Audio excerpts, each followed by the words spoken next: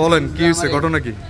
চলে গেছি আমি একবার ওনারে খুঁজে গেছি ভাই। দুনিয়াটা আসলে এখনো ভালো মানুষের হাতছাড়া হয়ে যায়নি। এখনো বিভিন্ন পেশায় বিভিন্ন রকমের ভালো মানুষ ছড়িয়ে ছিটিয়ে আছে। তেমনি একটি গল্প তুলে ধরবো, কোনো এক জনৈক রিক্সাওয়ালার গল্প। যদিও আমাদের সমাজে এগুলো খুব একটা চলে না, তবু এটা সততার প্রমাণ পেলাম, তাই ভাবলাম একটু তুলে ধরা যাক। বলেন কি হয়েছে, ঘটনা কি?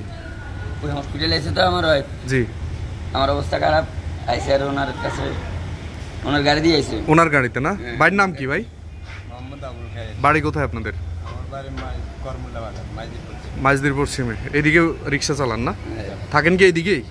এখান থেকে। ও আচ্ছা। আমার ওয়াইফের বাসা থেকে আনার টাইমে এটা গাড়ির মধ্যে রেখে চলে গেছে, নিজের মোবাইলে রেখে চলে রেখেছে। আয় হ্যাঁ, আপনি কতদূর চলে গেছিলেন ওইদিকে? প্রায় চলে গেছি, চলে দেখি পিছনে ফিরে দেখি মোবাইল বাজতেছে।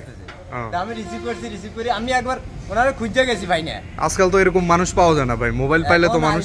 মোবাইল রিসিভ করছি উনি কথা বলতেছে, এখন আইসে মোবাইল যাক ভাই, আপনার ধন্যবাদ। এই ভাই বাইরে একটা ধন্যবাদ জানান, একটু মুসি মাসি দেন ভাই। আজকে আপনার ভাই চা খান, একটু চা খান। ধন্যবাদ ভাই। আসলে সৎ মানুষ আজকাল পাওয়া যায় না, সততার নজির রাখার জন্য ধন্যবাদ আপনার। ঠিক আছে।